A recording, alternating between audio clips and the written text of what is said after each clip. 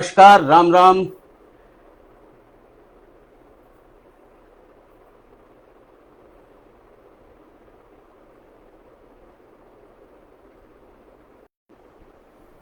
नमस्कार, राम राम। जैसा कि आप सभी को पता है, आज बड़ा ही खास दिन है, जिस दिन सोनाली जैन जी हमारी प्रथम नागरिक बनी हैं और जनता ने उनके सर पे ताज पहनाया है। हमारे साथ आज समीक्षा हम पूरे चुनाव की करेंगे कि क्यों पार्टी हारी, आखिर कारण क्या रहे, और क्यों पार्टी जीती, आखिर कारण क्या रहे। इसकी समीक्षा के लिए आज हमारे साथ स्टूडियो में हैं हमारे आदरणीय इंजीनियर हाकिम सिंह जी, जो कि आज़ादपुरा प्रथम वार्ड नंबर 16 के प्रभारी रहे हैं इस चुनाव में। और हमारे साथ हैं श्री अजय प्रताप सिंह तोमर जी, जो कि कांग्रेस से हैं। आपका बहुत बहुत स्वागत। और हमारे साथ हैं श्रीमती गीता मिश्रा जी, जो कि प्रदेश सचिव हैं सापा की। तो हम आज पूछेंगे कि क्या रहा इस चुनाव में और क्या विचार निकल कर सामने आते हैं, ये सभी हम देखेंगे। तो आदरणीय हाकिम सिंह जी, सबसे पहले आपसे ही पूछना चाहता हूं कि पूरा चुनाव हुआ, आपको बहुत बहुत बधाई सबसे पहले तो आज के बुंदेलखंड की चैनल की तरफ से कि नीलम जी प्रथम नागरिक बनी। लेकिन सबसे पहले बात तो ये है, सॉरी, नीलम सोनाली जी नहीं, सच वाली बात नहीं है। इतने दिनों से नीलम जी और सोनाली जी करते करते डिस्टर्बेंस हो गया एक्चुअली। जी जी जी। तो सोनाली जी बनी तो उनके सर पे ताज है। लेकिन एक बड़ी बात ये है कि चौबियाना में, जो चौबियाना वार्ड है, वहाँ से सोनाली जी की हार हुई है।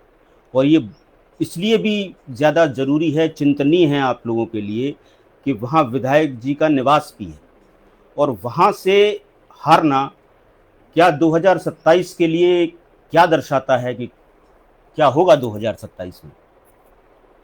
आदरणीय प्रवंश सक्सेना जी, मैं इंजीनियर हाकिम सिंह जी पहले तो बुंदेलखंड चैनल को बहुत बहुत बधाई देता हूं, धन्यवाद देता हूं कि उन्होंने चुनाव परिणाम आने के बाद एक समीक्षा डिबेट रखी है और उस समय हम सबको बुलाया है। जी जी। और एक सौहार्दपूर्ण वातावरण हम लोग चर्चा करेंगे। जी।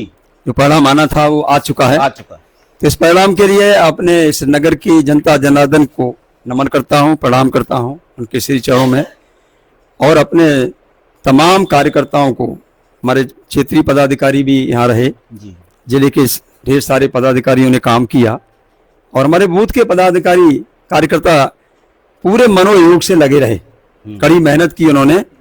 और चुनाव परिणाम भारतीय जनता पार्टी के पक्ष में आया। उनकी अधिकृत प्रत्याशी श्रीमती सोनाली जैन अभिलाषा को अच्छे मत मिले और वह जीत कर इस नगर की प्रथम नागरिक बनी है। तो उनको भी बधाई देता हूं, उनके परिवार को, उन सभी मित्रों को बधाई देता हूं। जहां तक आपका प्रश्न है कि हम माननीय विधायक जी के वार्ड में हारे हैं, तो मैं आपको अवगत करा दूं कि वहाँ 4 बूथ हैं जी। 4 बूथ में से 2 बूथ पर श्रीमती नीलम जी आगे रही हैं और 2 बूथ पर श्रीमती सोनाली जैन जी आगे रही हैं जी। यानी मामला वहाँ भी बिल्कुल बराबर बराबर का रहा है, जहाँ तक मेरे पास आंकड़े हैं जी। शेष आप और बताएंगे। और इसका जहाँ तक 27 से संबंधित है, तो अभी 2027 काफी आगे है और ये चुनाव एक नगर में था। हालांकि ये आप कह सकते हैं कि ये लिटमस टेस्ट था एक तरह से। आम जनता भी मान के चल रही थी कि 27 का एक टेस्ट भी है। तो उस टेस्ट में भी भारतीय जनता पार्टी की प्रत्याशी विजयी हुई हैं। जनता ने उनको ढेर सारा आशीर्वाद दिया है और मुझे लगता है कि अभी 27 तक जो कुछ कमियां रही भी होंगी पार्टी की ओर से, क्योंकि अचानक चुनाव आ गया और आप जानते हैं उपचुनाव है। उपचुनाव में पुराने किए हुए कामों का भी परिणाम जनता के सामने होता है और नया व्यक्ति रहता है। नए व्यक्ति का कोई भी एंटी इनकम्बेंसी नहीं होती है, वर्तमान के कार्यकर्ता की रहती है। तो हो सकता है उनकी कुछ एंटी इनकम्बेंसी भी रही हो जी। तो इस नाते थोड़ा सा लॉस हुआ हो उनको, लेकिन इस सबके बावजूद उन्होंने अच्छा चुनाव लड़ा है। जनता जनार्दन ने आशीर्वाद दिया है और आगे जैसा निर्णय आप लेंगे, जनता लेगी, उस पर फैसला करेगी जनता। आपको नहीं लगता कि चुनाव बड़ा टफ रहा आप लोगों के लिए? देखिए, चुनाव तो भारतीय जनता पार्टी के लिए हमेशा टफ रहता है। अच्छा। और भारतीय जनता पार्टी चुनाव को टफ लेकर के ही चलती है जी। उसकी रणनीति पूरी तरह से ये मान के चलते हैं कि सामने वाला जो भी कैंडिडेट है जी। वो बिल्कुल सशक्त है, और यहाँ सशक्त थे भी हैं, सशक्त थी भी है, ये एहसास भी है सबको जी। और जो वोट आए वो बता रहे हैं कि वो सशक्त थी जी, इसमें कोई दो राय नहीं है। हाँ। और इसी प्रकार की रणनीति पार्टी ने अपनाई कि वो सशक्तिकरण में से भी और मजबूत होकर के अगर हम काम करेंगे तो जीतेंगे। और रणनीति को थोड़ा सा बदलना भी पड़ा, सशक्त करना पड़ा पार्टी को, तो ये एहसास था पार्टी को। इस बार थोड़ा सा ज्यादा अनुशासन अध्यक्ष जी की तरफ से पार्टी में लगा हम लोगों को। हाँ बिल्कुल, ये बात सही है ना। हमारे माननीय अध्यक्ष जी पंडित हरिश्चंद्र रावत जी ने जी बहुत मेहनत की जी। मैं गवाह हूँ, वो कई रात यहाँ रुके भी हैं और सुबह 7 बजे आकर के उन्होंने बाढ़ में सुबह 2-3 घंटे, शाम को 2-3 घंटे 5 बजे से लेकर 8 बजे तक कड़ी मेहनत की उन्होंने, और कार्यकर्ताओं का उत्साहवर्धन किया। और इसका श्रेय, इस चुनाव को वास्तव में जीतने का श्रेय अगर पार्टी लेवल पर देना है तो हरिश्चंद्र रावत जी को श्रेय जरूर जाता है, क्योंकि उनके लिए पूरी तरह से ये नगर नया था। वो तालबेट के रहने वाले हैं जी। उन्होंने गलियां भी ठीक से नहीं देखी थी, लेकिन इस बार उन्होंने 136 बूथों को देखा, हर जगह वो गए स्कूटर से। ये कोई छोटी बात नहीं है। इससे पहले हमारे माननीय अध्यक्ष कह ही रहे हैं, हम कोई वो नहीं करना चाहते, लेकिन इतनी मेहनत कोई नहीं किया। और उनके लिए परीक्षा का समय था, पहला चुनाव आ गया। अभी अध्यक्ष बने हैं, पूरी टीम भी नहीं बना पाए और चुनाव आ गया, और उसमें उन्होंने बहुत मेहनत की, उनको भी मैं बधाई देता हूँ। चलिए, बहुत अच्छी बात है। हमारे साथ आदरणीय तोमर जी भी हैं। तोमर जी, आपका पीडीए गठबंधन रहा और आप लोगों ने पूरा जोर लगाया, क्या कारण रहा कि किस वजह से, क्या रणनीति ऐसी, क्या चूक हो गई आप लोगों से जो इस तरह रिजल्ट जो है सामने आया? प्रवाल जी, आपको बहुत बहुत धन्यवाद। आपका जो ये सवाल है कि पीडीए से क्या चूक हुई, क्या कमी रही, क्यों ये ऐसा रिजल्ट आया जी, उसके बारे में इतना ही कहना चाहूँगा कि जो इंडिया गठबंधन था वो पूरी ताकत से, पूरी निष्ठा से चुनाव लड़ा। वहीं भारतीय जनता पार्टी की चुनाव लड़ी, साथ में जिला प्रशासन भी चुनाव लड़ा। अच्छा। बिल्कुल। और सरकारी मशीनरी, वोटर्स को गुमराह करना, ये शासन की कार्यशैली रही। अब आप ये कहें कि मैं ये क्यों कह रहा हूं? जी बिल्कुल कहूंगा। मैं ये इसलिए कह रहा हूं कि जिस दिन से चुनाव शुरू हुआ, चुनाव प्रचार भी शुरू हुआ, हम लोगों ने भारतीय जनता पार्टी की सरकार और पूर्व जो अध्यक्ष महोदया थी स्वर्गीय श्रीमती सरला जैन जी, उनके कार्यकाल की झांकी दिखाना जनता को शुरू किया जी। नगर पालिका में ईओ नगर पालिका प्रशासक मनीष कुमार विश्वकर्मा जी, ये दोनों लोग चार्ज लिए हुए हैं। और हम ये देखते हैं जब हम कन्वेंशन में जाते हैं कि मतलब at the time of election campaigning, उस टाइम पर गलियों में सीसी रोड का निर्माण चल रहा है। इसके पहले नहीं था निर्माण कुछ। इसके पहले जनता चिल्ला रही थी, करा रही थी कि नाली बजा रही है, सीसी रोड, गड्ढे, ये कहीं कोई सुनवाई नहीं थी। जैसे ही इंडिया गठबंधन के चुनाव प्रचार शुरू हुआ, प्रत्याशी की घोषणा हुई, सब कुछ हुआ, तो इनको लगा कि हमारी जमीन खिसकती हुई नजर आ रही है। तो चूंकि भारतीय जनता पार्टी का कैंडिडेट है, सरकार भी इनकी है, योगी जी की सरकार है प्रदेश में, तो उन्होंने कहा ये अपन को पासा उल्टा पड़ सकता है। तो आनन फनान में जो भी टेंडर प्रक्रिया पूर्व की रही हो, कैसी भी रही हो, तो इन्होंने आनन फनान में हर वार्ड में कहीं ना कहीं सीसी हो, ये सब करना शुरू कर दिया इन्होंने। तो इस वजह से मैं ये कह सकता हूँ कि भारतीय जनता पार्टी के साथ साथ सरकार भी इनके साथ थी।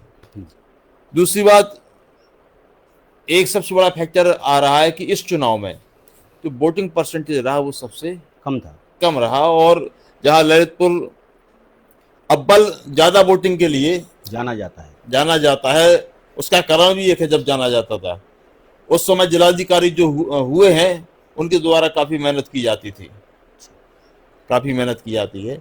लेकिन जैसे अपने लोकप्रिय जिलाधिकारी अमन दीप डुली जी, तो इनके टाइम में ये इलेक्शन शुरू हुआ।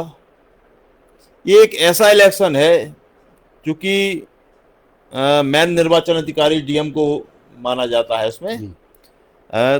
तो इनके कार्यकाल में इस चुनाव में एक सिंगल मीटिंग इस उपचुनाव से संबंधित नहीं कराई गई। जो निर्वाचन कार्यालय है, राजनीतिक दलों की कोई भी सिंगल बैठक, क्या गाइडलाइन है शासन की, क्या इलेक्शन कमीशन की गाइडलाइन है, क्या क्या प्रक्रिया कैसे होना है, इस बात की एक सिंगल मीटिंग नहीं कराई गई।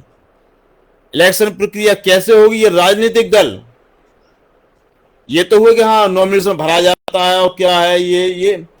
तो मैं इस बात पे इसलिए आ रहा हूं चूंकि वोट परसेंटेज कम, जैसे किसी भी चीज को, ये एक्चुअली दोनों पार्टियों के लिए बड़ा ड्रॉ फैक्टर रहा कि वो वोटिंग परसेंटेज कम था। क्यों बीएलओ से इस बार क्यों नहीं कराया गया, प्रशासन के द्वारा पर्चियां क्यों नहीं बंटवाएंगी, क्या कारण रहा? आप लोगों ने आवाज नहीं उठाई? नहीं, आवाज उठाई तो उन्होंने कहा कि सब उपचुनाव में बीएलओ पर्ची नहीं बांटते हैं। अच्छा, केवल एक यही प्रक्रिया है उनके अनुसार कि पर्ची नहीं बटेगी, जिससे वोट डलना है, जिसके पीछे सारी कथा कही जा रही है और लास्ट में ये कहेंगे साहब सब प्रसाद वितरण नहीं होगा साहब। ये जो चीज है जी, ये बड़ी असमंजस की स्थिति रही। वोटर भी रहा, राजनीतिक दल भी रहे। तो इस वजह से वोटिंग परसेंटेज थोड़ा कम हुआ। दूसरा फैक्टर वोटिंग परसेंटेज कम होने का कि जनता ने यहाँ के सांसद, विधायक, मंत्री और जो ढिंडोरा पीटने वाला जो उनका विकास का मुद्दा था उसको नकार दिया है। जनता ये समझ चुकी थी वोट डालने जाए तो भी इनको जीतना है और ना जाए तो भी इनको जीतना है। हम जब भी वैसे थे आज भी हम वैसे ही रहेंगे। नहीं, जनता को निकलना था। देखिए, मैं इस बात से सहमत नहीं हूँ। आप जनता की हताशा को, डॉक्टर साहब जी, जनता हताश हो चुकी है। आप पिछला समय या 1.5 से 2 साल का देखें, पानी के टैंकरों से लेकर गलियों में सीसी रोड का लेकर रोड में गड्ढों के लेकर, अगर आप जनता की पीड़ा को आप समझेंगे ना तो आपका दिल भी पसीज जाएगा। अगर बरसात के अभी कुछ दिन पहले माननीय राज्यपाल महोदय ललितपुर नहीं आई होती तो कुछ सड़कें सही हुई भी ना होती, चलने लायक ललितपुर नहीं था। यही जो प्रचार कर रहे थे भारतीय जनता पार्टी का, इन्हीं लोगों ने आंदोलन किए थे, ज्ञापन भी दिए थे कि ललितपुर को चलने लायक तो हो। तो जनता की जो हताशा थी, ये दूसरा फैक्टर है वोटिंग परसेंटेज कम होने का, कि जाएंगे अगर तो भी जीतना है, ना जाए तो भी जीतना है। नहीं, अपोजिट में वोट दे सकते थे, ऐसा नहीं, और नोटा भी दबा सकते थे। उसके बाद ऑप्शन थे जनता के पास। लेकिन बात ये है लेकिन जनता को जाना था। जब हमारा जब उनके जाने से भी वही होना है, नहीं तो फिर तो चुनाव लड़ने का कोई मतलब ही नहीं। नहीं, ये नकार दिए गए। इनका इलेक्शन जनता ने नकार दिया, इनके विकास को नकार दिया। ये आज जो बहू सोनाली जैन जीती हैं, ये इन सबको संजीवनी बूटी के रूप में मिली हैं। ये जो उनके साथ घूम रहे हैं, सेल्फी खिंचवा रहे हैं, कार में जुलूस में घूम रहे हैं, ये अपना एजेंडा जनता के सामने पेश तो करें, न किया क्या है। नहीं, उनका कहना है कि हम अपनी जो सासू माँ है उनका सपना पूरा करेंगे, पूरे में कहती रही वो। नहीं, सोनाली जैन वो क्या करती हैं ये अपन को देखना है आगे। सोनाली ने बहुत मेहनत की, उनके परिवार ने मेहनत की। जी, नहीं, मैं दोनों पार्टियों की कहूंगा। दोनों पार्टियां जो थी उन्होंने अपना पूरा जोर लगाया। अभी मैं दूसरी पार्टी पे भी आऊंगा। सोनाली ने मेहनत की, उनके परिवार ने मेहनत की जी, लेकिन जनता ने उनको विरासत के या क्या चूक रही जिसकी वजह से ऐसे परिणाम अपन को मिले? चूक बिल्कुल कहीं नहीं, दोनों लोग अच्छे से लड़ रहे थे। वोटिंग परसेंटेज जो हुआ, वोटिंग परसेंटेज कम होना एक बहुत बड़ा कारण रहा। और जो शासन को मतदाता जागरूकता का कुछ कैसे क्या करना था वो उसकी कमी रही है। और सबसे बड़ी बात ये रही कि जो संगठन कार्य कर रहे थे, अब चूंकि ये इलेक्शन है, इसमें कई हथकंडे और भी अपनाए जाते हैं। तो एक पक्ष को प्रशासन का सपोर्ट रहा, दूसरे पक्ष को प्रशासन का सपोर्ट नहीं रहा, तो मैनेजमेंट की वजह से भी एक की हार होती है, एक को विजय हो जाती है। और ये हार तो हम नहीं कहेंगे जी।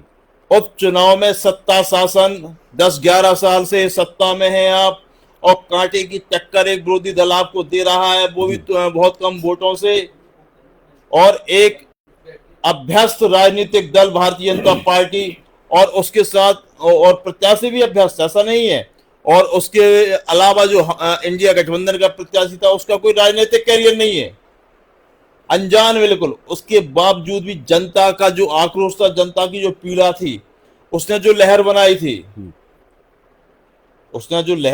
थी, उसके बावजूद भी मात्र 5500 वोट का अंतर सत्ता शासन होते हुए भी, और 37% वोटिंग के बीच में एक कांटे की टक्कर है।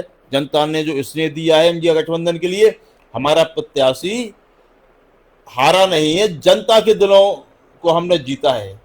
इनकी नीतियों को हम भले ही ना जीत पाए हों, लेकिन जनता से हमारा जुड़ा हुआ है, जनता को हमने जीता है, जनता ने हमको जीत लिया इतना मत देके।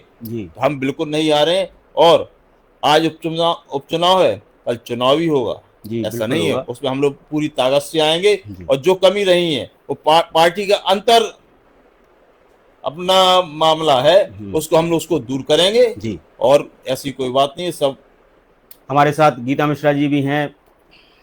मैडम, आपको देखा गया पूरे चुनाव में जी, सबसे ज्यादा मैं समझता हूँ महिला की दृष्टि से देखा जाए तो आपने बहुत मेहनत जी, आपका बहुत बहुत धन्यवाद। हम लोगों ने भी देखा इस बात को, और इस बात को नकारा नहीं जा सकता कि आपने दिन रात एक किया, अपनी पूरी एनर्जी जो है इस चुनाव में लगाई जी। लेकिन परिणाम ऐसा देखकर आपको कहाँ लगा कि कहाँ कुछ मिस्टेक हो गई? देखिए, सबसे पहले मैं आज का बुंदेलखंड को बहुत बहुत हृदय की गहराइयों से धन्यवाद देती हूँ और आभार व्यक्त करती हूँ कि आपने जनता के बीच में मुद्दों को पहुंचाया जी, और सरकार के जो नाकामी थी उनको चेताया। और सबसे बड़ी बात है, हमारी जो एक चीज छोटी सी निकल के आई है, ये हमारी गलती नहीं है, ये सरकार की नाकामी है। सरकार की नाकामी क्या है?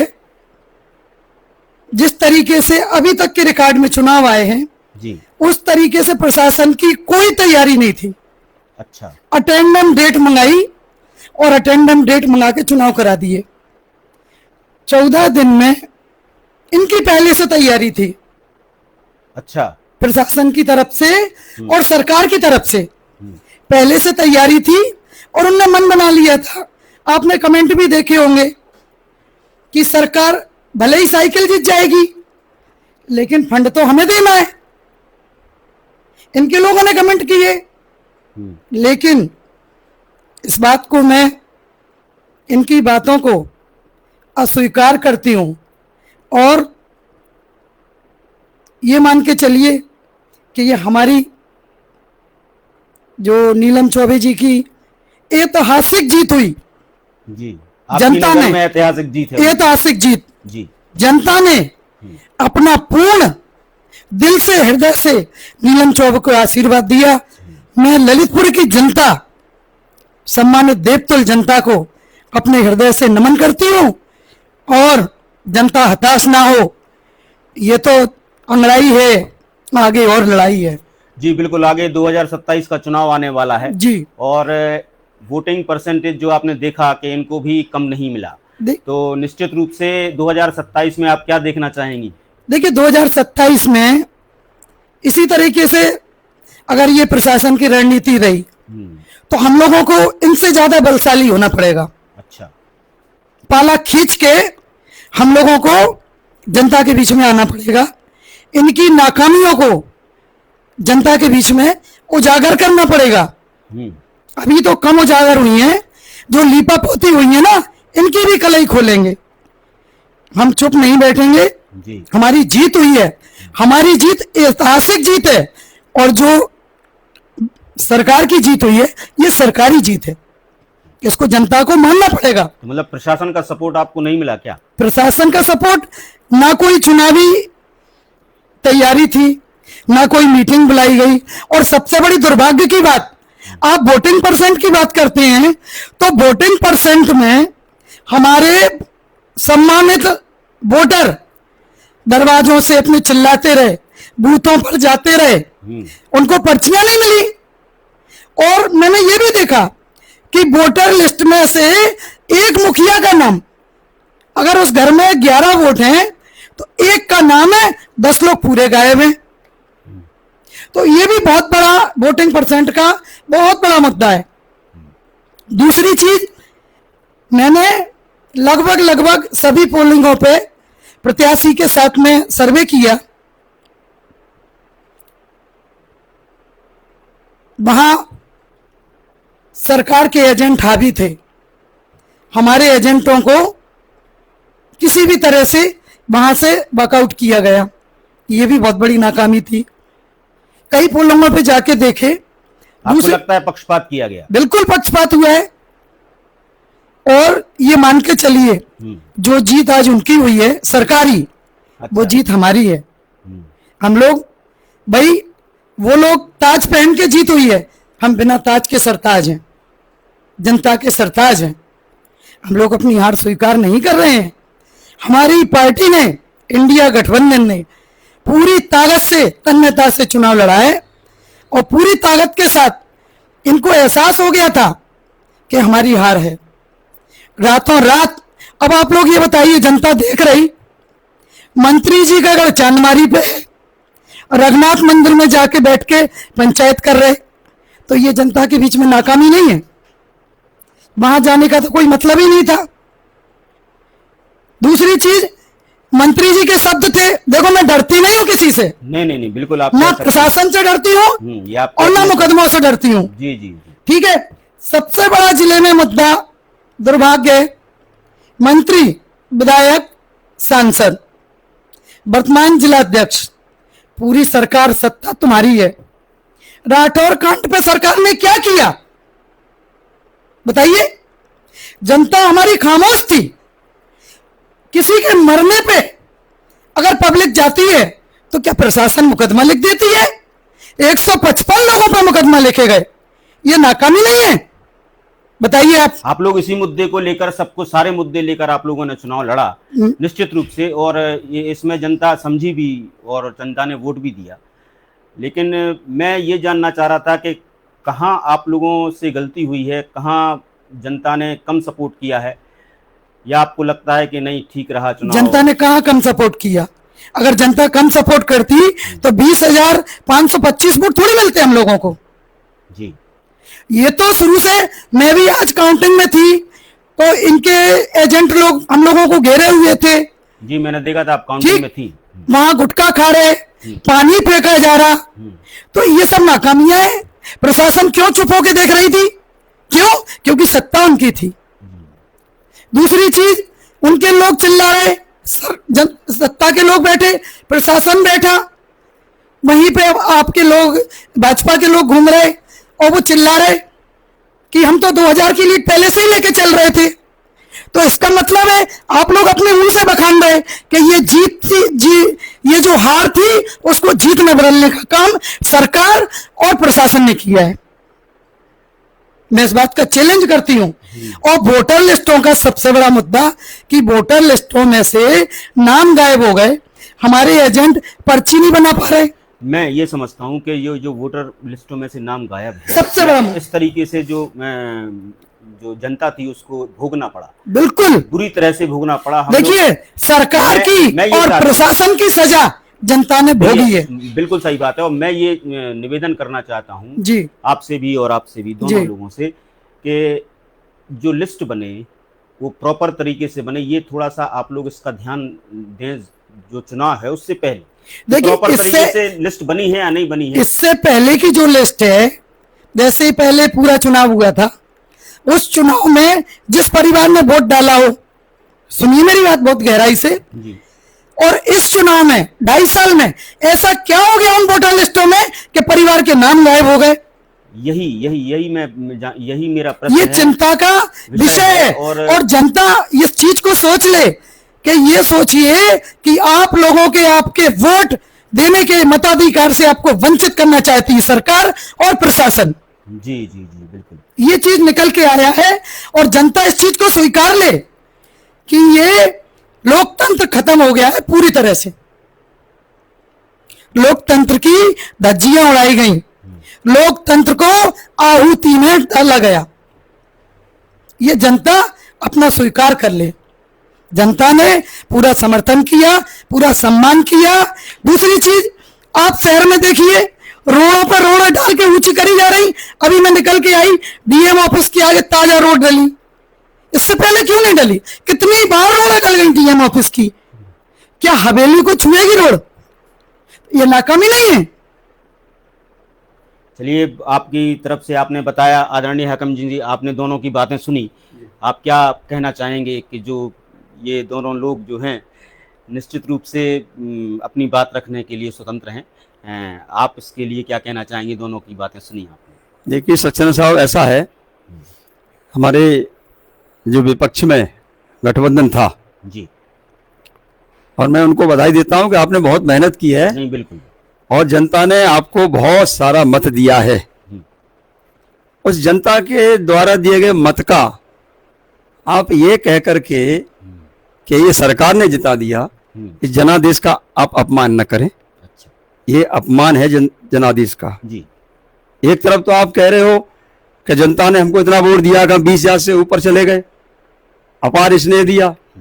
फिर एक तरफ आप ये कह रहे हो तो प्रशासन ने जिता दिया, ये जनता का अपमान है। आप अपने अंदर झांकिए। हाँ, कुछ कमियां जो आप बता रहे हैं, वोटर लिस्ट में कमियां हुई हैं, जी जी, वो हम लोगों को भी झेलनी पड़ी है, आपको भी झेलना पड़ी। वो कोई ऐसा नहीं है। और प्रशासन की ओर से जहां वोटर लिस्ट चेक की गई होगी वहां कुछ कमी रह गई होगी, इसके बाद भी 1,31,000 वोट तो था ना। और उसमें से जो वोट पड़ा है, हाँ, बीएलओ अगर पर्ची बांटते जैसा आम चुनाव में होता है, जी जी, तो निश्चित तौर पर ये परसेंटेज 50 के आसपास जाता, 50 से शायद ऊपर भी चला जाता। ऊपर इसलिए नहीं जाता, यहाँ तक मैं समझता हूँ 2-3 कारण हैं परसेंटेज कम होने के। जी, आप भी उसको गौर करेंगे। जी बताइए। पहला कारण है कि मेंबर्स का चुनाव नहीं था इसमें। जब वार्ड मेंबर चुनाव लड़ते हैं तो वो लोग अपने घर घर जा करके, उनका एरिया एक छोटा वार्ड होता है, जी, पैर छू करके, जो वोटर कहीं बाहर रहते हैं उनको भी बुला करके, कोई गांव चला गया तो उसको भी बुलवा करके, थोड़ा अपनी तरफ से कुछ खर्चा वर्चा करके आग्रह पूर्वक उनको बुलवाते हैं, उनको लाने की ले जाने की चिंता करते हैं, तब जा करके वो वोट परसेंटेज बढ़ता है। इस चुनाव में क्योंकि वार्ड मेंबर चुनाव नहीं लड़ रहे हैं, केवल अध्यक्ष चुनाव लड़ रहा है, वार्ड मेंबर्स फ्री हैं, उनके ऊपर कोई जिम्मेदारी नहीं आ रही है, कोई उनका नुकसान नहीं होने वाला। एक तो ये कारण है। दूसरा, दीपावली का पर्व है, बहुत से लोग अपने घरों की साफ सफाई, इस व्यवस्था में गया, मैं गलियों में गया, जब लगा कि वोट कम आ रहे हैं तो मैं भी 2-3 अपने कार्यकर्ताओं के साथ अपने मोहल्ले में गया, तो लोग अपनी खिड़कियों की सफाई कर रहे हैं, पोताई कर रहे हैं। मैंने कहा क्या वोट डाल दिया आपने? तो लोगों ने कहा नहीं, अभी नहीं डाला, भाई साहब डालने जा रहे हैं। हम कब डालने जा रहे हैं? 3 बज गए हैं, 2 घंटे बाद बंद हो जाएगा, कब डालेंगे आप? तो लोगों को काम अपना घर का दिखाई दे रहा था, ये भी एक कारण था। एक तो मेंबर्स नहीं लड़ रहे, एक कारण ये। तीसरा, दीपावली बिल्कुल नजदीक है, तो आम मतदाताओं में बहुत से लोग मजदूरी करते हैं। जी, हमने कई वोटर्स से, कई कार्यकर्ताओं से बात की जो हमारे बूथ पे कोई न कोई दायित्व में थे, कोई पन्ना प्रमुख था, कोई कुछ था। हमारे यहाँ भी जो एक लिस्ट है 30-35 कार्यकर्ताओं की, उसमें हमने कई लोगों को फोन लगाया सीधे सीधे, भैया कहाँ हो आप? तो यहाँ पर पन्ना प्रमुख हो। बोले साहब देखिए, पन्ना प्रमुख तो हम हैं, लेकिन हम तो पोताई कर रहे हैं, मजदूरी कर रहे हैं, तो हम तो देखो सर नहीं आ पाएंगे। और हमने एक दिन पहले उनको बुलाया था, वो उस दिन भी नहीं आ पाए, और शायद वो वोट डालने आ पाए कि नहीं आ पाए, मैं समझता हूँ वहां भी कुछ कमी रही। तो इस तरह से परसेंटेज गिरा है। और बीएलओ अगर पर्ची दे देते तो निश्चित ये परसेंटेज 50 के आसपास होता, कुछ बढ़ता, निश्चित बढ़ता। बहुत से लोग तो ये कह ही भी रहे थे पर्ची नहीं आई। और जो स्थिति बीएलओ की पर्ची का है, वो जो आपको बताया प्रशासन ने, वही बिल्कुल अंत समय हम लोग बताया कि इसमें बीएलओ पर्ची नहीं बांटेंगे। हम लोग भी निश्चिंत थे कि पर्ची बढ़ती है, लोग आएंगे। हम सब किसी कार्यकर्ता को, किसी भी दल के कार्यकर्ता को, अब ये आदत नहीं बची है कि घर घर जाके पर्ची बांटे। हाँ। ये आदत खत्म हो गई हम लोगों की ना, ये आगे से ये ध्यान रखना पड़ेगा। आगे से इस बात का ध्यान रखना पता पड़ेगा, नहीं वास्तव में सरकार को भी और पार्टियों को भी, सबको पता रखना पूरी पड़ेगा। तरह से आप जो है वोटरों को जरूर निकालने का प्रयास करें।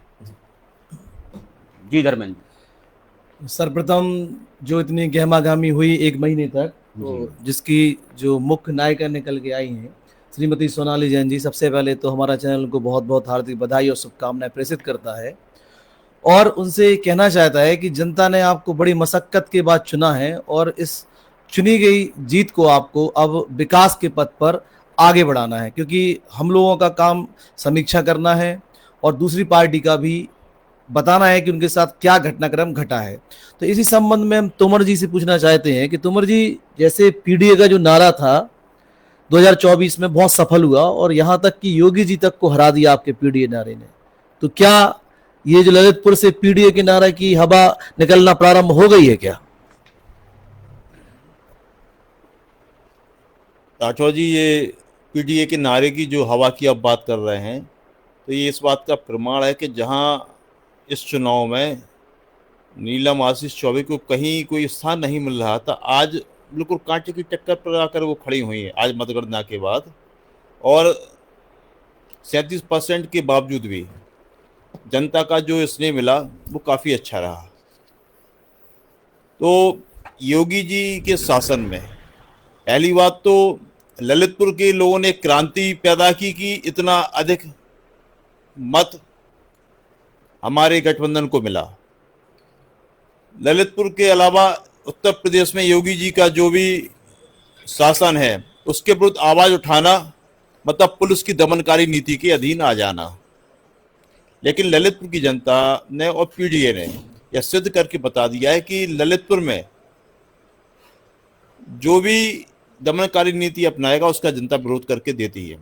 लेकिन वहीं एक फैक्टर, अभी कई फैक्टर हुए कि वोट परसेंटेज कम हुए, लेकिन हम आपका चैनल तुरंतवादी मौका दिया, तो हम जनता से भी हम एक सवाल करना चाहते हैं कि ऐसा आपने क्या देखा, ऐसा आपने देखा क्या कि भारतीय जनता पार्टी की प्रत्याशी सोनाली जैन विजयी हुई। प्रत्याशी एजुकेटेड थे, एक्टिव थे, पीटीए के भी प्रत्याशी एजुकेटेड थे, एक्टिव थे, लेकिन सरकार ने ऐसा आपके लिए क्या सुविधाएं दे दी थी कि आपने भारतीय जनता पार्टी को वोट दिया। वही स्थिति सड़कों की रही। हाँ, नीलम आशीष चौबे के आने के बाद जब भारतीय जनता पार्टी की जमीन खिसकने लगी तो रातों रात सड़कें जरूर बनवाती। तो आप ये सोचिए, जिस प्रत्याशी के आने से रातों रात सड़कें आपकी गलियों में हो सकती थी, अगर आप उनको चुनते तो आपके शहर में विकास की क्या स्थिति होती। तो आपका ये जो निर्णय रहा, इसका परिणाम इस ललितपुर की जनता के साथ है, उस जनता के परिवार के साथ है। लेकिन हम आपके चैनल से एक सोनाली जैन जी से, जो हमारी नगर पालिका अध्यक्ष महोदय हैं, एक निवेदन करना जरूर चाहेंगे कि आपकी मां के समय में भी मैंने रिक्वेस्ट की थी, आज फिर कर रहा हूं कि सुमेरा तालाब एक चैलेंजिंग है आपके लिए। बात जब है कि अगले साल जल विहार तक सुमेरा तालाब एक पर्यटक स्थल के रूप में डेवलप हो और आपके कार्यकाल की मिसाल बने। दूसरा, आपके अटा मंदिर से लेकर तुमर मंदिर तक की सड़क का निर्माण बहुत जरूरी है। दूसरा, अटा मंदिर से लेकर मां शारदा के मंदिर तालाबपुरा की सड़क भी बहुत जरूरी है। इससे हमारे शहर की सुंदरता में चार चांद ही नहीं लगेंगे, आपके द्वारा विकास के लिए उठाए गए पहले कदम की शुरुआत मानी जाएगी। और कितना सुंदर एक लिंक बन रही है अटा मंदिर से लेकर तुमर मंदिर तक। तो अटा मंदिर से लेकर सुमेरा तालाब तक, तो ये जो काम आपके मां के सपने थे जो अधूरे हैं, इनको आप पूरा करिए। और समीक्षा में जो भी कमी आई है उनको देख के हम लोग पीडीए के गठबंधन के लोग भी मंथन करेंगे। लेकिन संदेश एक ही कहना चाहूंगा प्रबल जी, राठौर जी, कि ये जीत सोनाली जैन की है, ना कि भारतीय जनता पार्टी की है। और शहर में अभी जो सड़कें डली लेटेस्ट, आज रात को डल रही है डीएम आवास के आसपास सड़क, वो भय नीलम आशीष चौबे का है। इसलिए आप मंथन करें, आपने क्या खोया क्या पाया। प्रबल जी, ये बहुत चिंतनीय विषय है। नहीं बिल्कुल जनता के लिए कि कुछ तो देखा होगा। यदि हम किसी अपनी बेटी का ब्याह करते हैं तो दूल्हा में कुछ तो योग्यता देखते हैं। हमने क्या देख के इनको चुना? क्या हमारे विधायक जी के विकास शहर में हुए, क्या हमारे माननीय मंत्री जी के विकास शहर में हुए, क्या हमारे सांसद जी के विकास शहर में हुए, या भाजपा जिला अध्यक्ष हरिचंद्र रावत जी के बाद विकास की क्रांति और गंगा की में बाढ़ आ गई? क्या ऐसा क्या था भाई? तो ये इस ललितपुर की जनता ने बड़ा चैलेंजिंग काम किया है। और अगर विकास के लिए चुना है तो भी चैलेंजिंग है, और अगर इन लोगों का बहिष्कार करके भी अगर चुना है तो ये बहुत बड़ा चैलेंज है, ये बहुत बड़ा संदेश है सरकार के लिए। तो मैं इतना ही कहना चाहूंगा कि अब बातों से कुछ नहीं होना, केवल देखने से होना है कि विकास का जो वादा है सोनाली जैन जी का, क्योंकि हमारी तो बहू हुई तो बहू सोनाली जैन का जो विकास का वादा है, आपकी जिस तरीके से प्रदर्शित किया गया आपके परिवार के द्वारा, आपके पिताजी के द्वारा, उस योग्यता पे खरा उतरना आपके लिए एक चैलेंजिंग है। बहुत बढ़िया। आप क्या संदेश देना चाहेंगी सोनाली जी को? आज वो बन चुकी हैं, आपकी तरफ से क्या संदेश उनके लिए होगा? सबसे पहले सोनाली जैन जी को मेरी तरफ से बहुत बहुत बधाई, शुभकामनाएं। आपको जनता ने चुना है, तो मैं आशा और विश्वास के साथ यही कहती हूँ कि जिस तरीके से जनता ने आपको आशीर्वाद दिया, उस आशीर्वाद में खरी उतरना। और जो आप एक बार बार कहती कि मेरी माँ का सपना पूरा, तो मेरी तरफ से आपको शुभकामनाएं हैं। आपकी माँ का आप सपना ज़रूर पूरा करना। और लेकिन कहीं ना कहीं एक टीस उठती है, नीलम आशीष चौबे जी ने जो नगर में क्रांति दिखाई, जो आपके मुद्दे उठाए, उनसे कहीं ना कहीं डर छुपा हुआ था।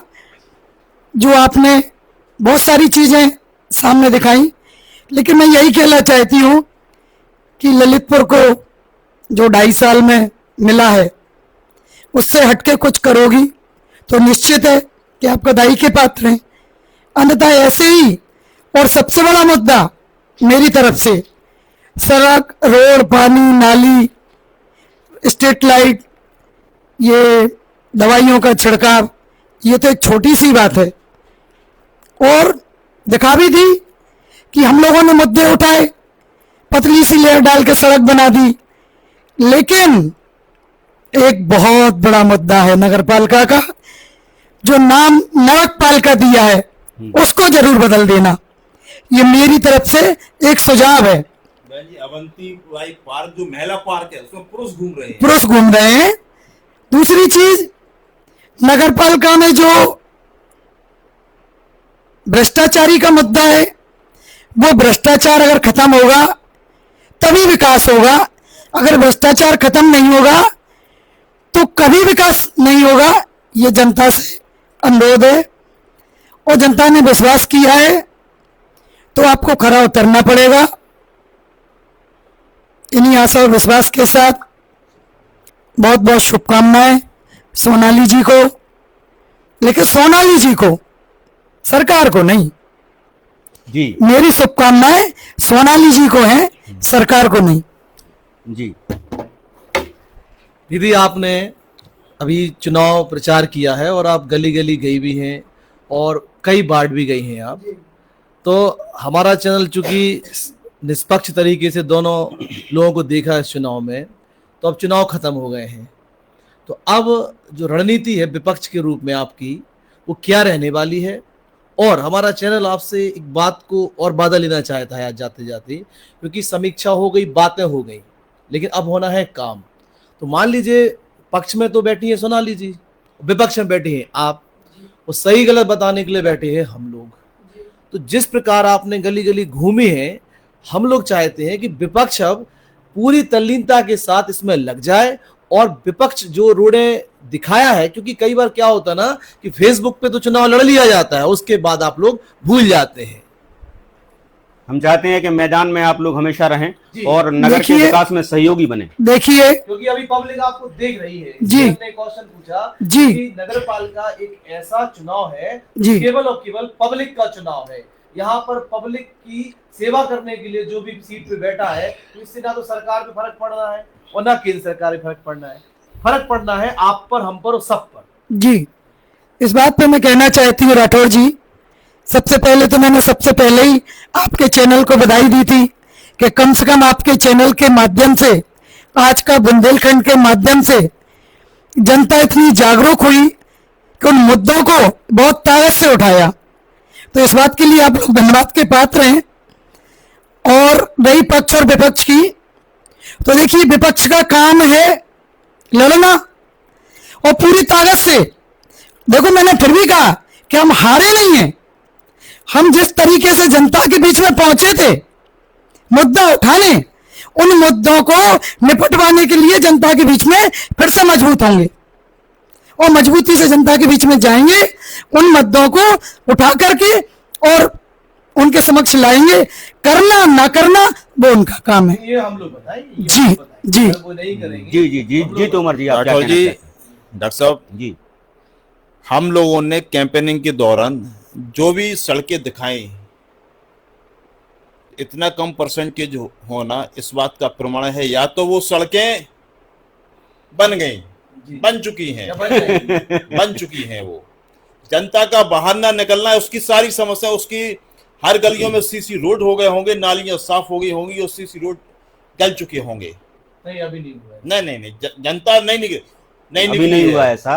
और मैं विश्वास दिलाता हूं कि राजनीतिक दलों का काम है जनता की आवाज को शासन तक पहुंचाना, अधिकारियों तक पहुंचाना। अगर कहीं काम नहीं होगा, वहां के लोग अगर इस बात को कहेंगे कि हमारे यहाँ काम नहीं हो रहा है, तो पीडीए गठबंधन, इंडिया गठबंधन जितनी ताकत से चुनाव में लगाता, उससे दुगनी ताकत से उस जनता के साथ अधिकारी और कर्मचारी का यहाँ संघर्ष करेगी। बहुत अच्छी बात, बहुत अच्छी बात कही आपने। बिल्कुल, बहुत लेकिन अच्छी बात। उन सोए हुए लोगों को जो मतदान करने तक नहीं गए, जिन तक पर्ची नहीं पहुंची और गए थे, वो उनके लिए मैं सलाम करता हूं कि वो गए। लेकिन जो सो गए घर पर, फिर कह रहा हूं मैं कि या तो उनका काम हो चुका है, और अगर नहीं हुआ है तो जब तक वो आवाज नहीं देंगे, जगेंगे नहीं, जब तक हम लोग उनके साथ के लिए नहीं आ पाएंगे। और वो अगर वो आएंगे तो दुगनी ताकत से हम लोग उनका साथ देंगे, उनका वो विकास करवा के छोड़ेंगे। जी बहुत अच्छी बात हाकिम सिंह जी। हम चाहेंगे कि जनता जो है शिकायत ही ना करे, उससे पहले ही काम हो जाए, तो फिर इससे अच्छी क्या बात हो सकती है। देखिए सक्सेना साहब, भारतीय जनता पार्टी की स्पष्ट नीति है और नियत है जी, वह सबका साथ, सबका विकास करना चाहती है। अभी जो भी हमारे विपक्ष में रहे जी, वो भी सब अपने ही हैं। हाँ सब अपने हैं, है ना जी जी और आपने जो मुद्दे उठाए हैं जी। वो वास्तव में जनहित के मुद्दे हैं। जी। लेकिन हम सब जानते हैं फंड्स कितने होते हैं, विस्तार नगर का कितनी तेजी से हो रहा है, उसके लिए मिलने वाली धनराशि, मैं क्योंकि इंजीनियर रहा हूं जी और मैं एक टाउन का प्लानर रहा हूं, कभी आपको मौका मिले तो तालबेट में जाइए। मैं 10 वर्ष वहां यही रहा जब हमारे लिटोरिया साहब अध्यक्ष हुआ करते थे। तो आप जरा वहां की सड़कें देखिए, मैंने वहां का प्लान किया था। एक छोटा सा टाउन है, ये एक बहुत बड़ी नगर पालिका परिषद है। इसके लिए वास्तव में बहुत बजट चाहिए और एक अच्छी प्लानिंग करना चाहिए। जो भी अध्यक्ष हो, जो भी प्रशासन हो, उसको एक लंबी प्लानिंग करनी चाहिए। हम देखते हैं ये इसमें अध्यक्ष का क्या रोल है।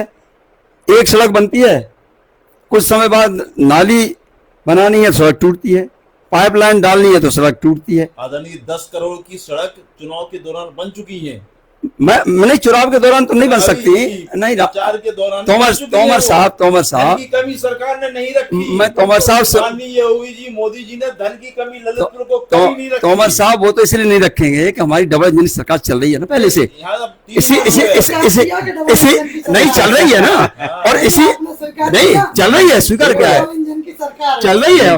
और दीदी तीसरा इंजन जो है जनता ने फिर लगा दिया डबल इंजन में, तीसरा इंजन तो एक समय था एक इंजन की, हाँ, अब तो डब्बे में सरकार ने 3 इंजन लगा दिए। वास्तव में 3 इंजन दौड़ना चाहिए, दौड़ना नहीं, और दौड़ेगी और दौड़ रही है। और मैं आपको बताना चाह रहा था उसको, आपको आप जो वास्तव में उसको आप समझिए, एक चीज और मुझे बता लेनी थोड़ा सा। जी जी जी तो मैं बेसिकली नहीं नाराज नहीं, आपने कहा जैसे डबल इंजन की सरकार है, हाँ है अपने यहाँ सांसद जी, विधायक जी, मंत्री जी हैं, जिला पंचायत अध्यक्ष जी हैं, हाँ, जिला अध्यक्ष जी, हाँ, इस ललितपुर की जनता ने जी मत रूपी आशीर्वाद या सम्मान देने में कभी कोई कमी नहीं रखी, लेकिन उसके बाद ऐसा भी क्या चमत्कार हो रहा सोनाली जी के आने से कि आप के सब काम होंगे, जबकि कुछ दिन पहले टैंकर भी चल रहे थे, बजा रही थी, नालियां गड्ढे भी थे, सब कुछ थे। देखिए साहब, तोमर साहब जी, मैं इस नगर में 25 वर्ष पहले आया था, 98 में नौकरी करते करते ट्रांसफर पे आया था। तब से मैं 98 से इस नगर को जानता हूँ, अब तो 27 साल हो गए लगभग, है ना। तो जो स्थिति मैंने तब देखी है, बीच में देखी और अब देखी है, वो देखी है। इससे पहले भी जिनकी आप अभी चर्चा कर रहे हैं, जिस गठबंधन में आप हैं, दीदी हैं, आप हैं, सरकारें आपकी भी खूब रही हैं। क्या नगर में उस समय टैंकर नहीं चलते थे? ज्यादा चलते थे ना टैंकर, ज्यादा चलते। क्या उस समय गलियां सब बहुत अच्छी थी? नहीं थी, तब भी नहीं थी। ये जो विकास की स्थिति है महोदय, दीदी, ये लगातार होने वाली प्रक्रिया है। मैं सुन तो लीजिए, ये सतत प्रक्रिया है, ये सतत प्रक्रिया है। अभी हमारा यहाँ का नगर का ये मास्टर प्लान लागू हुआ है, अब इसको नगर को और विस्तार दिया जाएगा निश्चित। सुनिएगा, सुन तो लीजिए, तो हटा नहीं पा रहे, आप मास्टर प्लान लागू कर, सुन तो लीजिए। अरे नहीं, देखिए, ये सब कुछ करेंगे। घंटाघर की आप सड़क देख के आई, नाली के नीचे सड़क घुसा दी है, लेकिन अतिक्रमण नहीं हटाया। आप चिंता मत करिए, नगर को बहुत सुंदर नगर बनाएंगी सोनाली जी। ललितपुर को लखनऊ बनाएगी सोनाली जी। आप आने दीजिए, उनको कुछ नहीं बनवाएंगे। देखिए, झांसी 20 साल पहले हमने देखा था, 20 साल पहले झांसी आपने भी देखा होगा। आज जरा झांसी देख लीजिए, बहुत अंतर आप बताइए। 20 साल पहले हमारे ललितपुर में 3 मंजिल पानी चढ़ता था, हाँ, टैंकर नहीं चलते थे, हर गली में हैंडपंप था, वो था। हाँ, आबादी कितनी थी? आबादी कितनी थी ये तो बता दो। अब विस्तार हुआ है ना। अरे भाई, तो वोटिंग परसेंट क्यों कम होगा? हाँ, वो मैं बात अलग, वो मैं बता रहा हूँ आपको, वो मैं बताता हूँ आपको क्यों हुआ। 2 कारण तो मैंने पहले बता दिया आपको जी। तीसरा कारण ये है कि जो आप लोगों ने एक मामला उठाया जी, पीडीए को लेकर के, और नगर में विकास नहीं हुआ, ऐसा मामला उठाया। अगर ये बात सच होती तो 63% लोग वोट डालने नहीं आए, वोट डालने आने चाहिए थे ना। अगर पुराने अध्यक्ष ने काम नहीं किया तो 63% लोग क्यों नहीं आए? आना चाहिए था, क्यों नहीं आए वो? तो ये बात आप फिर विचार करिए। जो बात आप उठा रहे हैं ये इसमें सत्यता नहीं है, इसलिए लोगों ने कहा कि ये तो झूठी बात है, हम क्यों जाएं। आप झूठा कहें कि विकास नहीं हुआ, आप झूठी बात कहें कि 1 महीने में सड़क बन गई। टेंडर प्रक्रिया होती है, एस्टिमेट बनता है, शासन से पैसा आता है। ये कोई काम ऐसा नहीं है कि 15 दिन में कोई एसडीएम या डीएम करा दे, कोई नहीं करा सकता। प्रक्रिया है, उसको आप जानेंगे समझेंगे तो आप पाएंगे कि 15 दिन में जो सड़क बन गई वैसा नहीं है। और अभी जो सड़क बन रही है वो सड़क माननीय मुख्यमंत्री जी का निर्देश है, दीपावली से पहले सारी सड़कें गड्ढा मुक्त कर दी जाएं। ये निर्देश है माननीय मुख्यमंत्री जी के।